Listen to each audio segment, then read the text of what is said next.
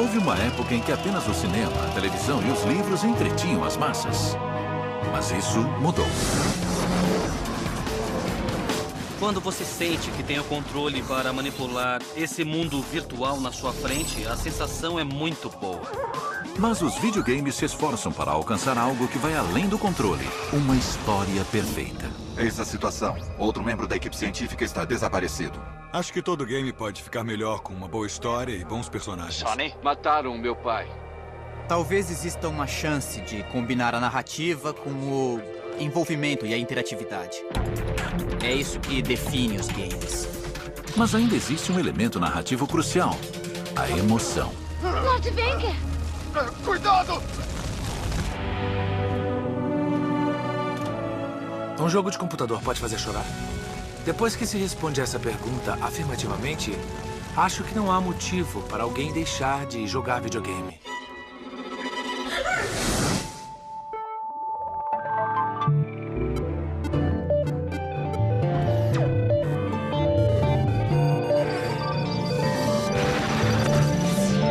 A era do videogame.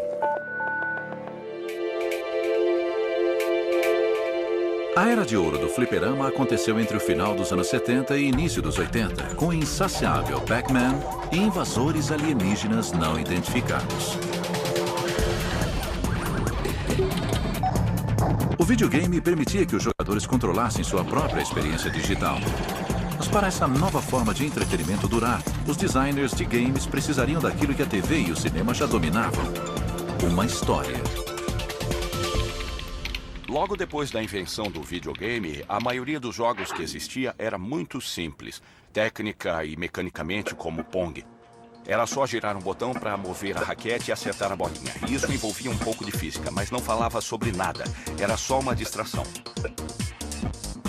Para manter os jogadores entretidos, os designers de games aprenderam uma tática com os cineastas. Era preciso estabelecer uma ligação mais profunda com o público. Para que os games pudessem passar de uma mera atividade recreativa como o Pong para um verdadeiro entretenimento comparável ao cinema e à literatura, por exemplo, era preciso que cruzassem uma fronteira e passassem a comover pessoas como as histórias nos comovem, provocando uma reação emocional. Era preciso criar personagens que envolvessem o jogador. No final da década de 70, um marco do cinema levou os filmes de ação para um novo patamar, misturando ficção científica com história dramática e um Jedi como herói. A jornada de Luke Skywalker foi um grito de grandeza e a oportunidade de um homem provocar uma grande mudança. O tema era bem conhecido. George Lucas aprendeu com o texto clássico de Joseph Campbell, O Herói de Mil Faces.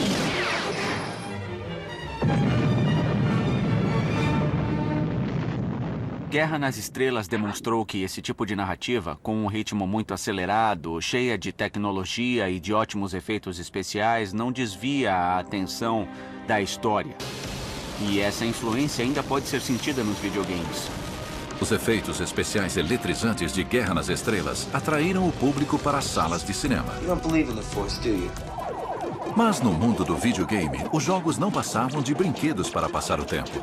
Havia games espaciais como Asteroids e Space Invaders, mas eles não tinham personagens nem história, pelo menos até aquele momento. Quando Guerra nas Estrelas estourou nas telonas do mundo inteiro, o videogame ainda estava engatinhando. Eu acredito que a indústria do videogame ainda estava se esforçando para fazer os jogos funcionarem acima de tudo. Ainda estavam descobrindo como usar os controles nos videogames. E naquela época, narrar uma história não era possível.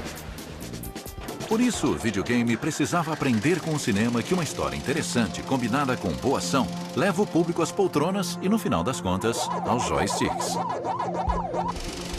Para mim é mais interessante quando existe uma história épica e eu posso viver um personagem que passa pela trajetória heróica de Joseph Campbell. Para poder narrar histórias, precisamos de personagens. Para os personagens darem certo, precisamos de emoção.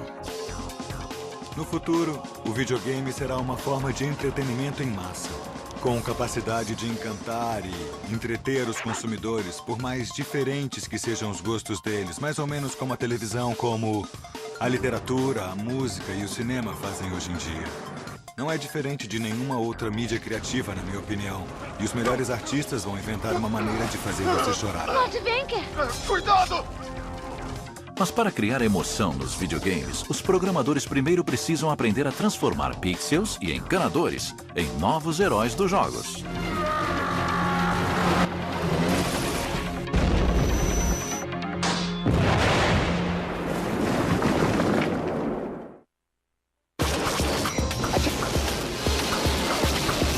Depois de milhões de pessoas no mundo inteiro terem acompanhado a jornada heróica de Luke Skywalker em Guerra nas Estrelas, a indústria de videogame percebeu que talvez também precisasse de um herói.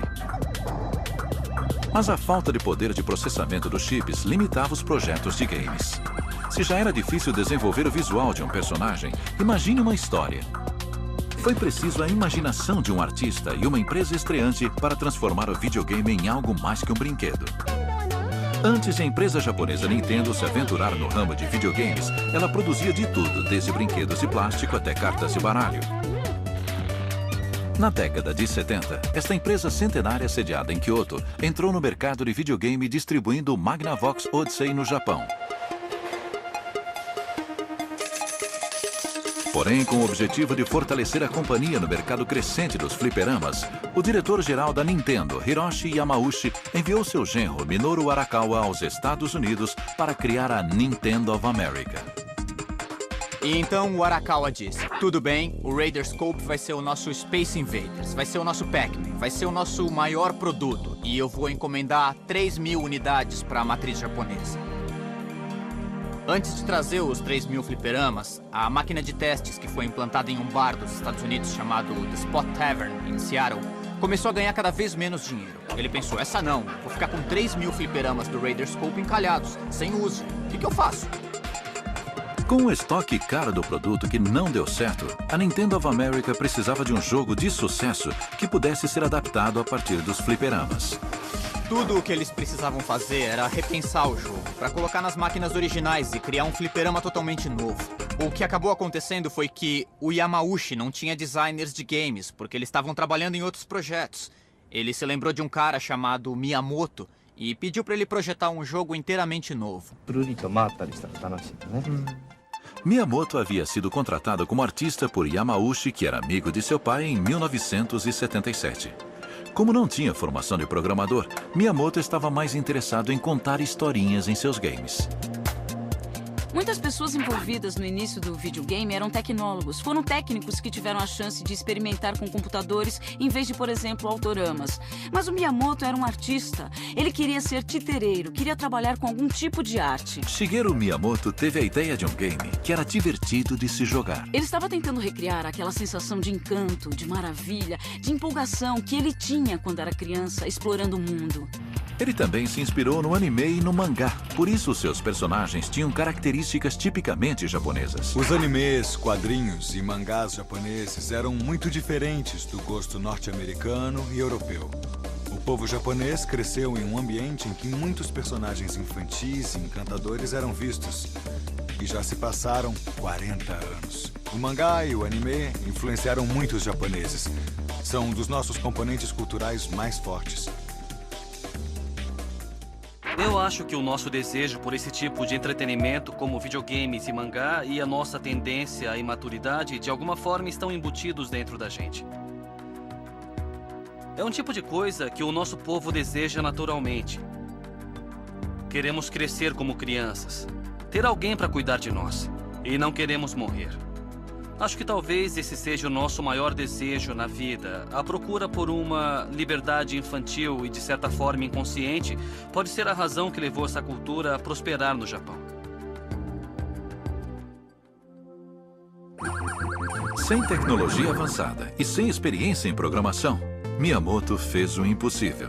Eu tive uma ideia para um personagem principal que não era poderoso, também não era bacana e nem bonitão como o Super-Homem. E como os personagens de videogame precisam caber em uma tela pequena, então o desenho precisava ser simples, ele precisava ser menos complicado. Miyamoto transformou um encanador corpulento chamado Jumpman em um superastro. Mais tarde, quando o jogo Donkey Kong foi lançado em 1981, o personagem de Miyamoto foi rebatizado de Mario. Pela primeira vez, o personagem parecia ter carne e osso. Era um videogame que não falava sobre a chegada de invasores que precisavam ser abatidos para defender o planeta da invasão. Mas, na verdade, falava sobre um personagem que tinha a tarefa urgente de salvar a namorada de um terrível gorila. Se você analisar a maioria dos games norte-americanos da década de 70, percebe que dificilmente havia um personagem central, havia um quadradinho, e você tinha que imaginar que aquele pontinho piscando era uma raquete de tênis, ou um homem, ou então um barco, um carro. A mídia era muito limitada, era difícil desenhar um personagem que fosse distinguível.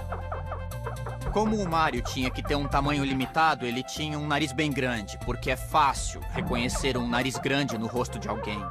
O Mario usava bigode porque não havia pixels suficientes para desenhar uma boca debaixo daquele nariz. Ele usava chapéu porque era difícil desenhar cabelo em um fliperama antigo como aquele. A roupa vermelha que o personagem usava foi um truque que os engenheiros da Nintendo ensinaram a ele. Se você quer que um personagem seja reconhecido na tela, desenhe roupas com cores chamativas. Ele precisou aprender várias coisas, mas ele trouxe consigo a imaginação de um artista e uma maneira de narrar histórias que só um artista teria. Isso foi uma coisa muito importante para a indústria, principalmente naquela época. Quando criamos o Mario, éramos uma equipe de apenas 3 pessoas. Éramos eu, o programador e o designer. A gente fez os desenhos dos personagens em folhas de papel quadriculado para ver como eles se moviam. Quando o Mario corria e se virava de repente, a gente ouvia um som de escorregão, como se ele estivesse brecando. Miyamoto também transformou uma meia dúzia de bips computadorizados em uma trilha sonora inconfundível, que tornava o Donkey Kong um jogo animado e divertido. A Nintendo conseguiu seu primeiro sucesso. Logo, Mario se tornaria mais famoso do que o Mickey. Miyamoto transformou pixels animados em Mario, um herói comum. Ele não apenas salvou a princesa, mas também ajudou a salvar o negócio do videogame doméstico. It's a whole new playing field for the nation's Nintendo-holics. Era consenso nos Estados Unidos que o videogame doméstico havia morrido, que a febre do console já havia acabado. As empresas acreditavam que o futuro estava nos microcomputadores. A Atari estava convencida. A empresa tirou os consoles 2600 e 7800 do mercado e passou a dedicar todos os seus recursos na fabricação dos PCs. Já que os consoles de videogame como o Atari 2600 estavam fora do mercado, a tendência era projetar games para o ramo emergente dos microcomputadores. No entanto, a indústria não estava morrendo. Os games só precisavam melhorar. A Nintendo procurou ressuscitar o produto sob a forma de brinquedo. O público-alvo eram as crianças e a família delas. A Nintendo criou seu próprio console de videogame para uso doméstico e o lançou no Japão com o nome de Famicom. O Nintendo originalmente foi chamado de Famicom, significava para família. Quando estava para ser comercializado nos Estados Unidos, perceberam que não podiam chamar de Famicom, porque as famílias não jogavam juntas. Eles mudaram o nome para Nintendo Entertainment System porque descobriram que a palavra família tinha uma conotação negativa quando era associada ao entretenimento nos Estados Unidos. Foi uma batalha árdua, mas depois de muita persuasão, os lojistas que haviam sofrido com a crise do videogame apostaram no Nintendo e levaram o console às prateleiras em 1985. What we've done in the last 3.5 years is to single-handedly recreate a dead industry. A Nintendo colocou o novo game de Miyamoto, Super Mario Bros., no pacote do Nintendo Entertainment System. A combinação foi um grande sucesso. O jogo Super Mario Bros. Resgatou o personagem do Donkey Kong, que ganhou um irmão e um objetivo real. Você começava do lado esquerdo de uma fase e sabia que o final da fase estaria no lado direito da tela e assim ia jogando sempre adiante. O mundo inteiro se revelava conforme o jogador avançava. E como em qualquer narrativa, sempre havia a chance de resgatar a princesa no final. O fato é que a Nintendo, com o trabalho de Shigeru Miyamoto no Super Mario Bros., o game que vinha junto com o console da Nintendo, deu um novo fôlego à indústria.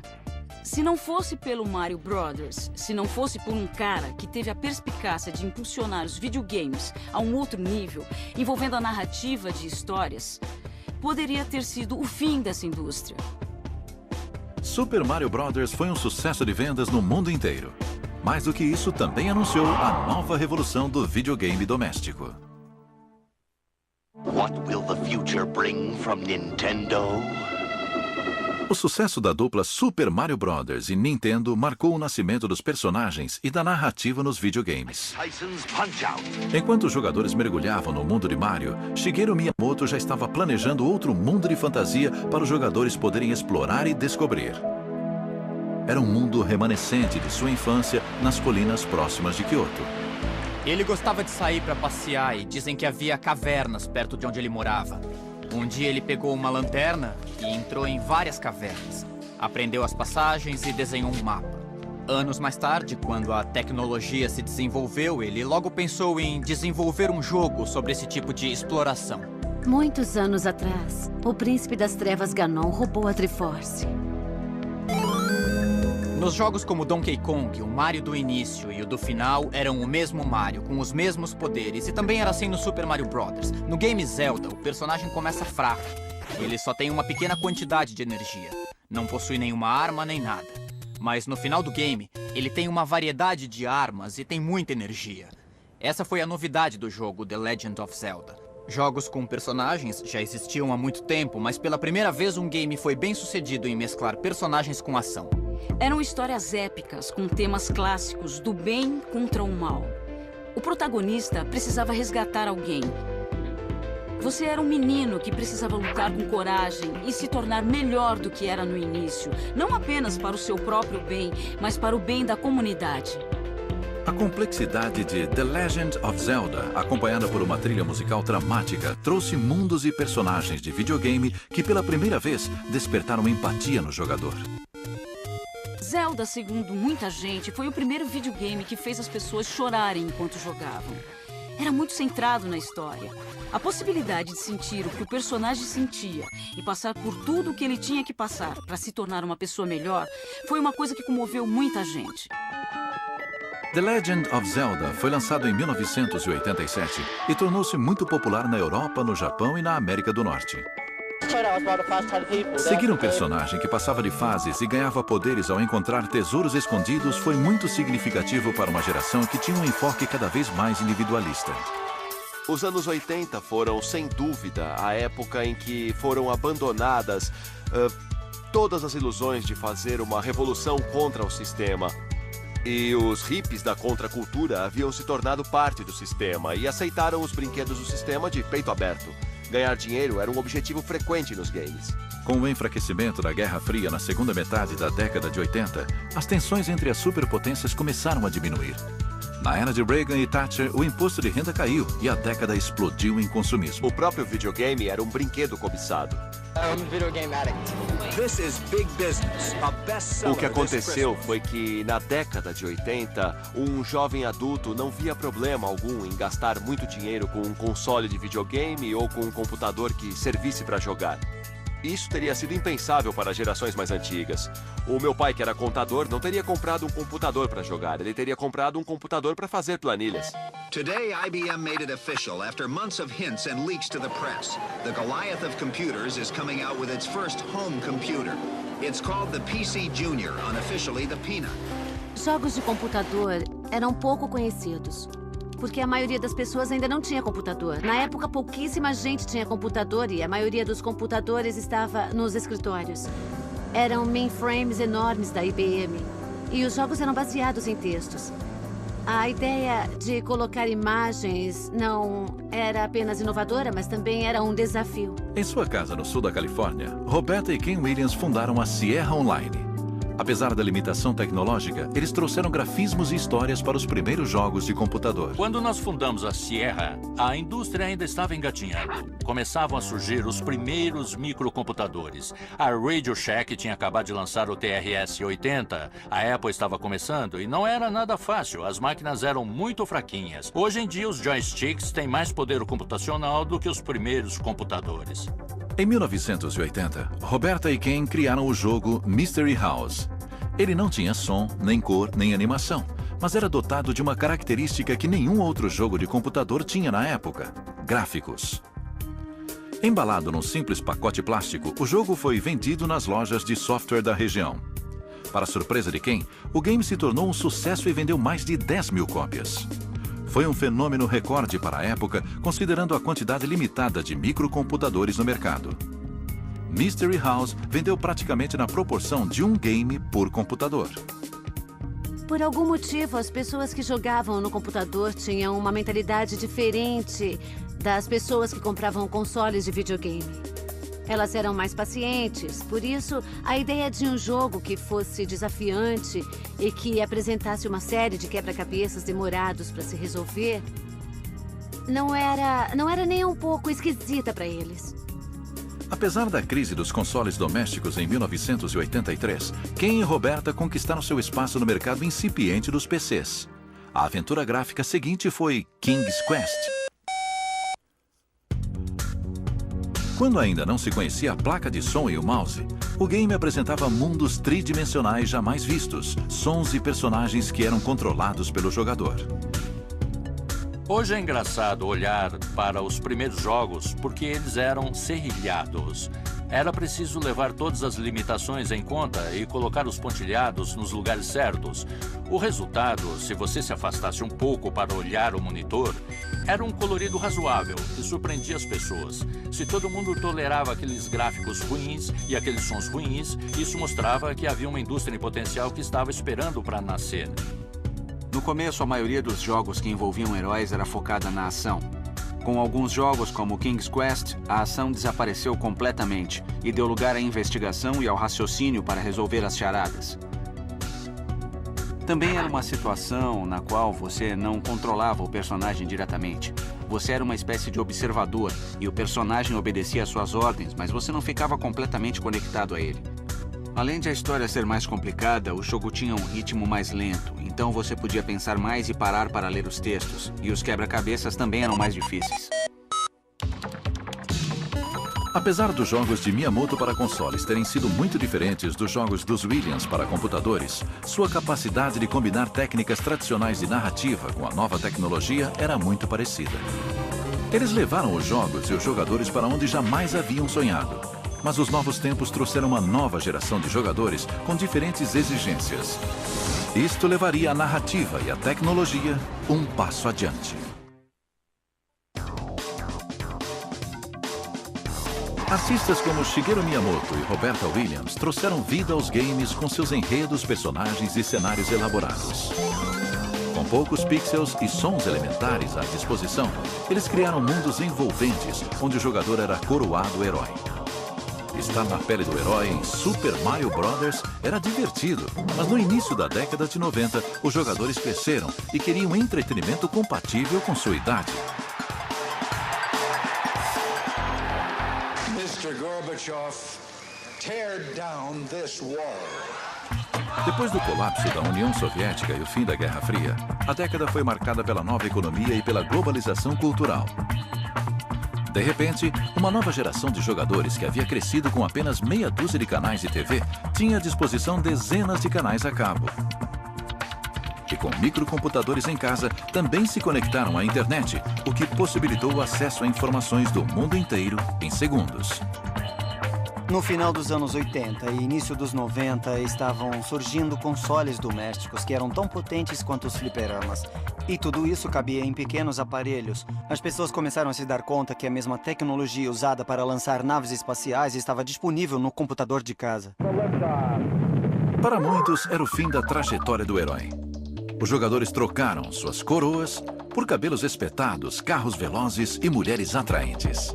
Surgiram os anti-heróis do videogame e os jogadores mais velhos adoraram. Acho que muita gente ainda não tinha percebido que a geração Nintendo já estava crescidinha, mas ainda queria jogar videogame, da mesma forma que as pessoas mais velhas que viram TV ou filmes na infância ainda queriam ver TV ou filmes, só que com temas adultos. Uma empresa de videogame chamada Sega Enterprises ofereceu justamente isso. Similar à Nintendo, a Sega era uma fábrica de brinquedos que lançou sucessos como o fliperama Frogger nos anos 70 e mais tarde um console chamado Sega Master System nos anos 80. Buscando mercado em regiões que a Nintendo não alcançava, o console vendeu excepcionalmente bem na Europa e no Brasil. Mas em 1983, a Sega foi afetada pela crise do videogame. The manufacturers are still trying, those who haven't gone bankrupt, but the experts who follow the industry say it probably won't make a big comeback, that the game players have simply moved on to other things like videocassettes, records, tapes, even the movies. Mal sabiam eles que o ramo do videogame ainda não estava condenado. A Sega não desistiu. Em vez disso, apostou mais uma vez na renovação do mercado e lançou no Japão o Sega Mega Drive, um console de 16 bits para concorrer com o Nintendo Famicom de 8 bits. Com o dobro de poder de processamento, o Mega Drive suportava gráficos e sons superiores. Na época dos 8 bits, era possível criar games simples como Donkey Kong, Pong e jogos desse tipo. Quando se passou para os 16 bits, já dava para abordar uma variedade muito maior de assuntos. Havia games de esportes e de aventura muito bons, que contavam histórias. Já era possível fazer versões muito melhores em todos os gêneros. Essa nova tecnologia surgiu em boa hora. Quando os primeiros jogadores de Pong cresceram e começaram a trabalhar, as empresas de videogame tentaram atrair os jogadores mais jovens da geração do Super Mario Bros., que agora estavam entrando na faixa dos 20 anos de idade. Quando o Sega Mega Drive foi exportado para os Estados Unidos, foi rebatizado de Sega Genesis. E para atrair os jogadores um pouco mais velhos, foi vendido com um game de um porco-espinho voador com traços humanos. Se o Mario era bonitinho e tinha carisma, o Sonic era um personagem veloz que entusiasmava e que agradou bastante a geração de adolescentes do começo da década de 90. E como eles haviam crescido, o Sonic era um personagem mais apropriado para eles. No começo dos anos 90, o Nintendo ainda era o videogame dominante. Hoje sabemos que o seu principal chamariz era o encanador italiano e fofinho chamado Mario. Mas a Sega percebeu que os consumidores estavam interessados em uma coisa diferente, principalmente depois do lançamento do console Sega Genesis. O poder de processamento era maior e os personagens, em vez de pularem de cogumelo em cogumelo e continuarem a saltar até mudar a tela, podiam correr em velocidades maiores. O Sonic falava de mobilidade e de velocidade. Eu acho que o cabelo espetado do personagem ou os pelos ásperos do porco-espinho reforçavam essa sensação. A Sega estava tentando criar um personagem irreverente que se aproximasse do caráter rebelde que os meninos adolescentes tinham. O Sonic era o personagem perfeito. Ele é um anti-herói, já que ele não encarna qualidades muito heróicas. Ele tem um quê de egoísmo, mas é isso que o deixa tão divertido. Em alguns casos, os personagens menos nobres eram os mais engraçados e, portanto, os mais divertidos de se jogar. Mas antes que o Sonic invadisse as telinhas, houve outro anti-herói que conquistou os corações de milhares de fãs adultos dos games de aventura. Larry Laffer era o nome do personagem de uma série chamada Leisure Suit Larry. Ele era um sujeito meio careca e desajeitado, com um traje inconfundível, um malandro de meia-idade carismático que tentava seduzir mulheres bonitas. A minha ideia era criar um anti-herói. Um cara que fosse constantemente humilhado, insultado ou passado para trás. Mas se você jogasse bastante, com uma certa insistência, no final ele teria um breve momento de felicidade. Leisure Suit Larry, na época do lançamento, foi o primeiro jogo de computador com conteúdo picante. Larry foi um dos 10 jogos de maior sucesso em 1988 e provou que os games não eram mais coisa de criança. O sexo vende e sempre vendeu. Isso não é novidade para ninguém. Obviamente, ele tinha um apelo que era incomparável no mercado de games daquela época. Outra característica única de Leisure Suit Larry era a ambientação do jogo em cenários conhecidos com personagens realistas. Em vez de explorar reinos de fantasia como nos outros games de aventura, Larry levava o jogador para cassinos e bares de gente grande. Quem jogava passava por uma experiência bem mais adulta. Eu acho que o Larry foi o primeiro game que usou personagens reais, pessoas reais, vivendo na atualidade e em cenários modernos. Eram situações que poderiam acontecer no cotidiano, ao contrário da maioria dos games que se passavam em cenários medievais ou num espaço futurista. Eu não tinha percebido isso na época, nem planejei nada. Eu só sabia que não queria concorrer com esse ou aquele videogame e que existia uma lacuna bem no meio que me pareceu uma brecha perfeita. Fiquei contente em perceber que a ideia se desenvolveu ao longo dos anos como uma das tendências nos games. Acho que cada vez mais games mostram pessoas reais em cenários realistas e com ações realistas. Para sustentar esse mundo mais realista e explícito dos games, as empresas precisaram desenvolver novas tecnologias. Apesar de a Nintendo ter se associado à gigante Sony para desenvolver a tecnologia de CD-ROM no início dos anos 90, desavenças contratuais destruíram a parceria. Em vez de trabalhar com outra empresa de videogame, a Sony decidiu continuar sua pesquisa e acabou desenvolvendo o seu próprio console, o Sony PlayStation. A Sony lançou o PlayStation 1 porque se deu conta de que havia uma geração de jovens entre 18 e 21 anos, ou ainda mais, que ainda queria jogar videogame. Essa geração cresceu jogando videogame e queria continuar jogando. E apesar disso, o que a Nintendo estava fazendo e o que a Sega estava fazendo ainda parecia coisa de criança. Então a Sony penetrou nesse nicho de mercado, lançando um console com uma aparência um pouco mais sofisticada. Ele rodava CDs, o que na época era uma vantagem tecnológica, porque as pessoas sentiam que estavam comprando um equipamento de alta fidelidade. Não era mais um simples brinquedinho de criança. Enquanto a Nintendo fabricava games em cartuchos que armazenavam no máximo 16 megabytes, a Sony produzia games em CDs que podiam armazenar até 650 megabytes. Os gráficos e os jogos podiam ser bem mais complexos. O áudio tinha qualidade de CD. Muito bem, Crash. Eu sabia que podia confiar em você. O vídeo tinha suporte para computação gráfica e toda uma gama de possibilidades com mais espaço na mídia de armazenamento, e isso aumentava as possibilidades do game. A Sony teve o mérito de transformar o videogame em um jogo muito mais envolvente. Em vez de aventuras de crianças, apareceram obras-primas épicas como Final Fantasy VII, que falava de morte e traição, e de questões que pareciam muito mais maduras. Com isso, muitas pessoas se sentiram atraídas pelo produto e passaram a querer jogar videogame, porque ele tocava em aspectos que eram relevantes em suas vidas. O PlayStation alcançou em 10 anos o mesmo nível de penetração que o telefone levou 30 anos para alcançar. Foi um sinal de que as pessoas estavam preparadas para assimilar esse tipo de produto nas suas vidas. E também marcou uma época onde mais entretenimento adulto estava sendo produzido. De 1994 a 97, cerca de 16 milhões de unidades de PlayStation conquistaram seu lugar ao lado de aparelhos de som e videocassetes no mundo inteiro. Na época em que o PlayStation surgiu, os consoles estavam migrando para um mundo com ambientação tridimensional. Nos games, por exemplo, Tomb Raider com Lara Croft mostrava ambientes complexos que podiam ser explorados. Esse foi o grande marco do PlayStation e, na época, deixou muita gente empolgada. Outro game do PlayStation que empolgou muita gente foi o Grand Theft Auto 3, conhecido como GTA 3. Nele, o herói não salva a princesa. Em vez disso, tenta salvar a si mesmo, ainda que isso signifique desobedecer à lei.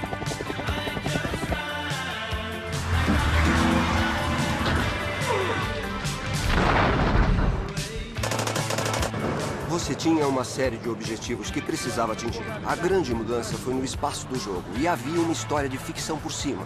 E em vez de ser um encanador meio gordinho como o Mario ou uma espaçonave sem rosto como em Asteroids, você podia ser o Carl Johnson ou um gangster que acabou de sair da prisão e que está tentando retomar a vida. Para a geração de hoje, pós-geração X-Men, pós-Guerra Fria, pós-Guerra do Golfo, é mais fácil se identificar com esse tipo de coisa do que com personagens heróicos das gerações anteriores.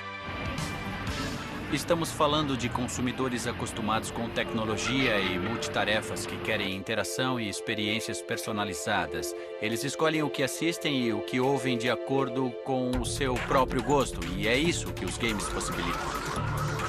Nos games GTA, os jogadores escolhem ser os criminosos, como na vida real. O Grand Theft Auto é um game que permite ao jogador várias escolhas morais diferentes, e não são as escolhas que os criadores querem que eles façam. Uma das minhas garotas precisa de carona. Pega um carro e vai buscar a Misty na clínica. Depois traz ela pra cá. Você pode fazer alguma coisa condenável e mesmo assim ganhar uma recompensa por isso no game.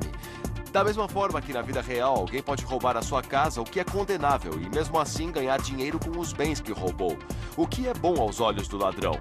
Essa é a vida real. Existem alguns games que apresentam essas mesmas situações para as pessoas. Tem gente que pensa, nossa, que horror. Eles permitem que você faça no game as mesmas escolhas que pode fazer na vida real.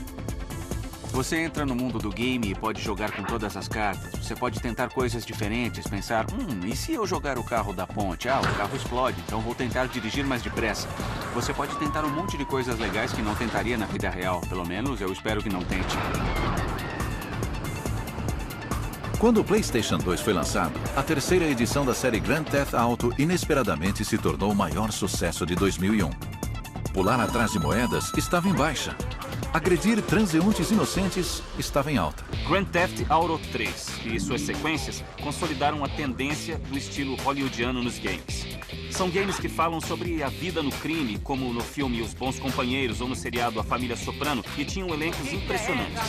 Mas o fabricante, a Rockstar, não fez muito alarde. Eles não queriam tirar vantagem, só queriam um elenco excepcional com atores como Samuel L. Jackson. Deixa comigo, Hernandes. Aí, essa grana é minha, é meu dinheiro, cara. É dinheiro de drogas, cara. Todos esses ótimos atores eram as vozes dos personagens do videogame. E era muito cinematográfico. Contava a história de um personagem que começava como matador de aluguel e depois subia na vida. Passava a ser respeitado pelos comparsas e começava a enfrentar os outros chefões do crime. Então tinha uma apresentação cinematográfica digna de Hollywood, mas ao mesmo tempo era puro videogame. A série GTA, criada pela Rockstar Games, inaugurou uma tendência que se baseava em bons enredos, atuações de astros de Hollywood e até mesmo em trilhas sonoras.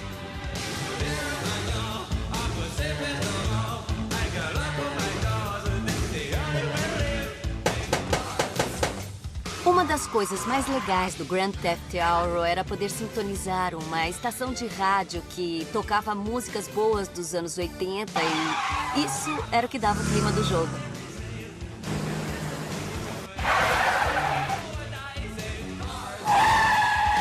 A Rockstar gostava muito de usar música pop. As narrações também eram muito boas e os diálogos curtos e grossos funcionavam bem.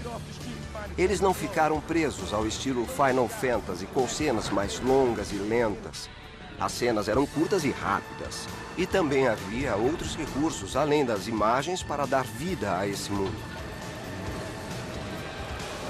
Acho que isso mostra que o videogame é uma cultura que está cada vez mais em voga e muitos outros tipos de mídia estão interessados em aproveitar um pouco da paixão que os jogadores sentem. Também querem lucrar com isso. Os videogames estavam cada vez mais parecidos com os filmes e, finalmente, recebendo o respeito que mereciam de Hollywood. Hoje, os games de ação e aventura têm cenários incrivelmente sofisticados e passaram de 2D para 3D e HD em apenas uma década. E foi assim que o videogame passou a fazer parte de Hollywood, considerando as experiências que proporcionam. Os estúdios de cinema de Hollywood estão muito interessados em participar da indústria do videogame. E o impacto é muito grande no mundo do entretenimento. Nosso foco é proporcionar de 20 a 40 horas de interação para homens de 25 anos que não assistem mais televisão. Eles jogam televisão. Essa sensação de participação e heroísmo que você tem quando vence no videogame é muito mais forte do que ver um personagem de cinema sendo heróico ou vitorioso. Até recentemente, a indústria do videogame comprava os direitos dos filmes e às vezes desembolsava muito dinheiro para fazer a versão em videogame de um determinado filme na época do lançamento ou talvez 3 ou 4 meses depois. Hoje em dia, Hollywood reconhece que esse consumidor não vai mais às salas de cinema. Fica em casa, onde tem uma TV de alta definição e se conecta a milhões de pessoas com o console Xbox Live. Acho que hoje os papéis se inverteram. Os videogames deixaram de ser alternativos. Agora tem histórias profundas, personagens complexos e gráficos realistas. Mas ao contrário de Hollywood, o visual arrojado dos videogames tem um limite. No início do século XXI, jogar com um personagem gordinho e de bigode já era coisa do passado. Novos consoles como o Sony PlayStation revolucionaram a indústria. O poder computacional dos consoles modernos, seja o PlayStation ou o Xbox, é muitos megas superior aos primeiros videogames, como o fliperama Pong. É a mesma coisa que comparar a tecnologia moderna dos arranha-céus com monumentos de pedra. Eu me lembro de ter jogado um game chamado Tecmo Bowl sobre futebol americano. Era um jogo muito envolvente, mas não era tão sofisticado do ponto de vista do visual e da sensação. E não parecia um jogo real da Liga de Futebol Americano. Com os games de hoje em dia, principalmente o Madden Football da Electronic Arts, se você passar pela sala sem prestar atenção, pode até pensar que é um jogo de verdade passando na TV. Que jogada sensacional! Os gráficos detalhados e de alta fidelidade transformaram o jogador de videogame em ídolo do esporte. Não importa qual seja o seu talento físico, ele é capaz de dominar qualquer esporte virtualmente. Os novos games de esportes dão ao jogador uma sensação de poder, como se fossem heróis. Porque, de repente, você tem o rosto dos jogadores e os seus nomes. O jogo é muito realista e a escalação está toda ali. O jogador consegue movimentar os atletas como se fossem soldadinhos de brinquedo num campo de batalha. E essa é uma experiência inebriante. Vamos acompanhar o lance de perto. A Electronic Arts tem um slogan para os games esportivos. Se está no esporte, está no game. A origem dessa frase está na minha paixão pela autenticidade. Para que os personagens do videogame se movam como atletas de verdade, os desenvolvedores utilizaram a captura de movimento, um método tecnológico apropriado de Hollywood. A captura de movimento é um processo no qual você coloca marcadores em uma pessoa para depois capturar os dados do movimento. A técnica tem um resultado bastante realista e permite o movimento das articulações. Uma das coisas que acontece no basquete da vida real é que, para cada movimento, todo mundo na quadra reage de alguma maneira. E a Electronic Arts quis tirar proveito disso. Eles capturaram o movimento de 10 jogadores de uma vez dentro da quadra, além das capturas individuais de movimento que estavam fazendo. E quem joga percebe que faz uma diferença enorme. Quando você faz um pequeno movimento, todos os outros personagens reagem de alguma maneira. Você se sente realmente dentro do game. Hoje em dia existe tanto poder computacional que os cenários são renderizados de uma forma quase hiperrealista. Dá pra ver o globo ocular dos jogadores e uma série de detalhes que não aparecem na transmissão de jogos reais. No entanto, ao tentar criar grafismos mais realistas nos videogames, os heróis do esporte começaram a parecer mais mortos do que vivos. É um fenômeno que os tecnólogos chamam de Uncanny Valley, um termo que descreve a sensação de repulsa que as pessoas têm por robôs quase humanos ou de aparência estranha. É como a diferença entre um corpo vivo e um cadáver. A diferença entre um manequim e um ser humano. Quanto mais humano o gráfico parece, mais acentuada é essa diferença. Então podemos dizer que parece de plástico, parece mecânico, que não é real. Não temos este problema com personagens de desenho animado porque eles não são realistas. E quanto mais realista é a representação, fica mais evidente que são bonecos animados em vez de seres humanos. Sem emoção, mesmo os personagens com aparência mais realista não proporcionam ao jogador uma autêntica experiência humana. Se você não se comunicar com os personagens, pelo menos de uma maneira superficial, como é que vai poder se emocionar com eles? Você não vai ter problemas em matá-los e em capotar os seus carros virtuais. Mas quando você fala com as suas próprias palavras e eles conseguem ouvir, uma conversação real acontece. E assim, você pode se sentir mais comovido a ponto de chorar enquanto interage com eles. O modelo de perfeição de um game é a sua capacidade de fazer chorar. Mas tem gente que diz que só chora quando o game não funciona direito. Outros afirmam que já estão acostumados a chorar com videogames. Então o choro se tornou uma maneira simbólica de viver a experiência humana. Isso amplia o espectro do que um game é capaz de fazer, dos mundos que ele é capaz de trazer para dentro das nossas casas. No começo era difícil representar seres humanos, por isso os games mostravam alienígenas. Mas quando descobrimos como mostrar gente na telinha, começaram a aparecer mais games sobre seres humanos. Hoje em dia, o tipo de emoção que se busca envolve personagens de carne e osso parecidos com seres humanos reais. Esse é o próximo desafio da indústria. Até lá, talvez o fenômeno não precise necessariamente acontecer na tela. Pode acontecer na imaginação do jogador. Era o que acontecia nos primeiros grafismos de baixa resolução ou nos games de aventuras em texto.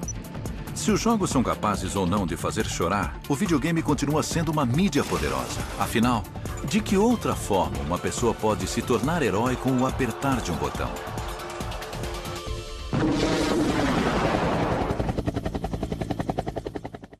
Versão brasileira Vox Mundi.